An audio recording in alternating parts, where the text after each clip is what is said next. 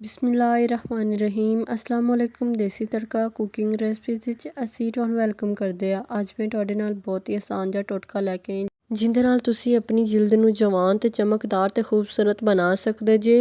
ਇਹ ਜਪਾਨੀ ਫਲ ਦੇ ਅੰਦਰ ਵਿਟਾਮਿਨ ਏ ਤੇ ਵਿਟਾਮਿਨ ਈ ਪਾਇਆ ਜਾਂਦਾ ਜਿਹੜੇ ਆਪਣੀ ਜਿਲਦ ਨੂੰ ਕੁਦਰਤੀ ਨਿਖਾਰ ਦਿੰਦਾ। ਇਸ ਵਾਸਤੇ ਜਪਾਨੀ ਫਲ ਨੂੰ ਖਾਣ ਦੇ ਨਾਲ ਨਾਲ ਇਹਦੇ ਇੱਕ ਮਾਸਕ ਵੀ ਚਿਹਰੇ ਵਾਸਤੇ ਬਣਾਇਆ ਜਾਂਦਾ ਜਿਹੜੇ ਆਪਣੀ ਜਿਲਦ ਨੂੰ ਨਿਖਾਰਦਾ, ਚਿਕਨਾਈ ਨੂੰ ਖਤਮ ਕਰਦਾ। ਇਹਦੇ ਨਾਲ ਹੀ ਵੀਡੀਓ ਨੂੰ ਪੂਰਾ ਐਂਡ ਤੱਕ ਦੇਖਣਾ, ਵੀਡੀਓ ਨੂੰ ਲਾਈਕ ਕਰਨਾ ਤੇ ਮੇਰੇ ਚੈਨਲ ਦੇਸੀ ਤੜਕਾ ਕੁਕਿੰਗ ਰੈਸਪੀਜ਼ ਨੂੰ ਸਬਸਕ੍ਰਾਈਬ ਕਰਨਾ ਤੇ ਇਹਨੂੰ ਅੱਗੇ ਸ਼ੇਅਰ ਵੀ ਕਰਨਾ।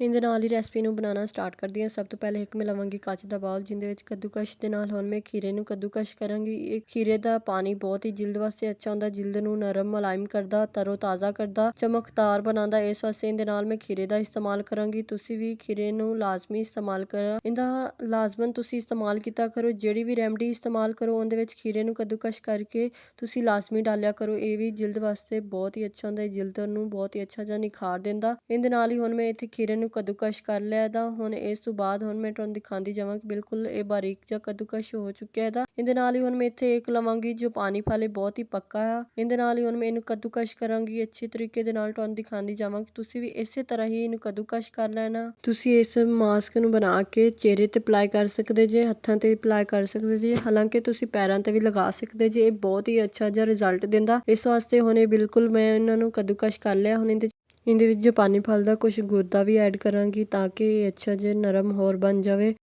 ਇਹ ਫੇਸ ਮਾਸਕ ਬਣ ਕੇ ਹੋ ਚੁੱਕਿਆ ਹੈ ਤਿਆਰ। ਤੁਸੀਂ ਇਹਨੂੰ ਹਫਤੇ ਵਿੱਚ 4 ਵਾਰੀ ਇਸਤੇਮਾਲ ਕਰਨਾ ਤਾਂ ਇਹਦੇ ਨਾਲ ਬਹੁਤ ਹੀ ਅੱਛਾ ਜਿਹਾ ਤੁਹਾਨੂੰ ਰਿਜ਼ਲਟ ਮਿਲੇਗਾ। ਜੇ ਵੀਡੀਓ ਪਸੰਦ ਆਈ ਹੋਵੇ ਤਾਂ ਵੀਡੀਓ ਨੂੰ ਲਾਈਕ ਕਰ ਦੇਣਾ, ਮੇਰੇ ਚੈਨਲ ਦੇਸੀ ਤੜਕਾ ਕੁਕਿੰਗ ਰੈਸਪੀਜ਼ ਨੂੰ ਸਬਸਕ੍ਰਾਈਬ ਕਰ ਦੇਣਾ ਤੇ ਇਹਨੂੰ ਅੱਗੇ ਸ਼ੇਅਰ ਵੀ ਕਰਨਾ। ਇਹਦੇ ਨਾਲ ਮੈਨੂੰ ਦਿਓ ਇਜਾਜ਼ਤ। ਆਪਣੇ ਸਾਰਿਆਂ ਦਾ ਖਿਆਲ ਰੱਖਿਓ, ਮੈਨੂੰ ਦੁਆਵਾਂ ਵਿੱਚ ਯਾਦ ਰੱਖਿਓ। ਖੁਦਾ ਹਾਫਿਜ਼।